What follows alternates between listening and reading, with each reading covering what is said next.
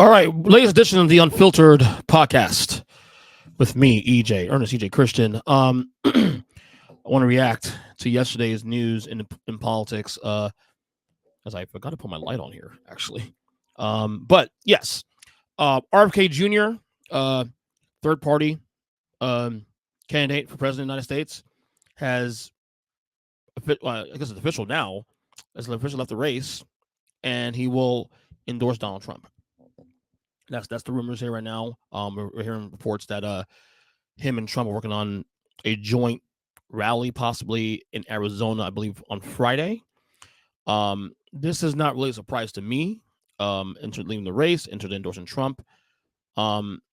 It's the real conversation here about RFK Jr. is the impact.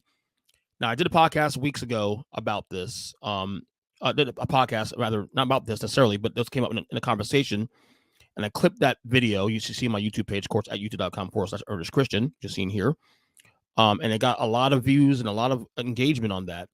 RFK supporters, saying he'll not leave the race. And because basically the burning question was the impact he has on the race. Because here's the reality of the situation. And again, also, we're talking about polling. So polling is a very controversial conversation among many people in my life. Polling is controversial out there in general. So people who take polls as gospel, there are people who take polls as nothing but garbage in this content and this data that is not consistent. But if we're going to follow the polling, and polling is the one thing we have to get a gauge of what's going on in the race. Prior to Joe Biden leaving the race in early July, or mid-July rather,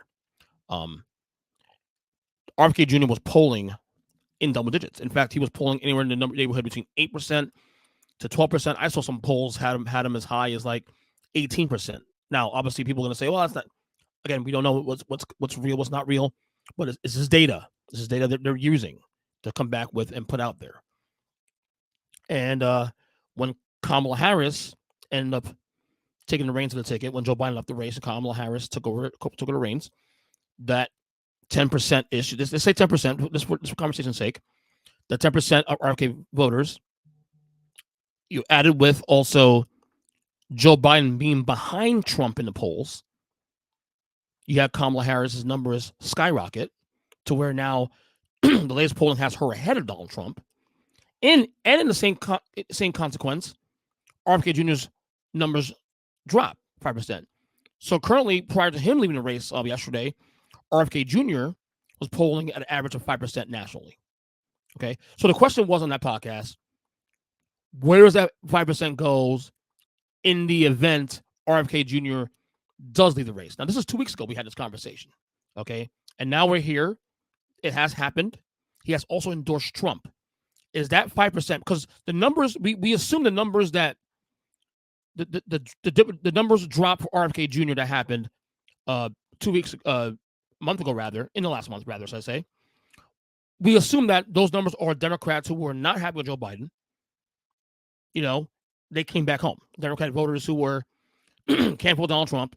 They didn't want to support Joe Biden, but they're definitely not going to support Donald Trump, so they went third party. So the assumption is that those 5%ers, what I'm going to call that dropped in the last month, came home with Democrats again, to Kamala Harris. The question now is going to be the 5% remaining. If we believe the polling is accurate, where is the 5% going now? Okay. And especially now with the fact that he has endorsed Donald Trump.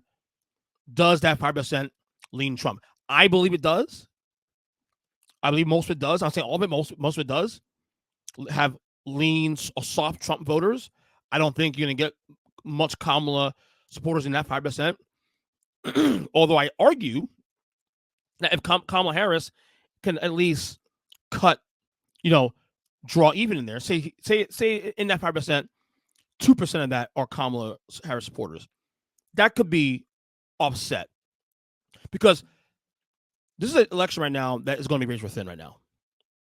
Okay, Democrats still have a lot of hurdles to get through. Obviously, the excitement is real. Right now we're in the middle of the DNC, the day 4 tonight, the last final night of the DNC.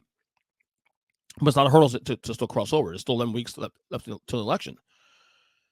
So there's still things to go through. And this was the last piece of the puzzle I was very curious about prior to happening about RFK Jr. He leads the race. Whereas I go to, again, a lot of people believe that he's not polling that high. Some say otherwise. We'll see how it plays out. I believe most of that 5% is lean, soft Trump voters, potentially Trump voters. So this can impact the race going forward. We'll see how next wave of polling comes in the next like week or so. If that's consistent to what I think it is, we'll see. Also, you shouldn't be surprised that this was announced right smack dab in the middle of the Democratic National Convention. You know, Donald Trump trying to get any attention he can. You know, if he can sway any eyeballs to go his way, he will do so. And the fact that RFK Jr. is actually literally supporting Trump, endorsing Trump now, plays into that theory. I do know that this, you know, whether you believe this is actually going to be a situation that impacts the race, if the numbers are real high as you think they are, I do think this will have an impact on the race. But yeah, RFK Jr. exits the race now, endorsed Donald Trump. We'll see the rally probably on Friday or Saturday, where they said. But this is definitely the latest development in an election cycle that's been nothing but chaos and craziness. So that's for me. Today's Unfiltered Podcast. Of course, you listen to the audio version of this podcast also too on any podcast platform as well too. Until next one. Later.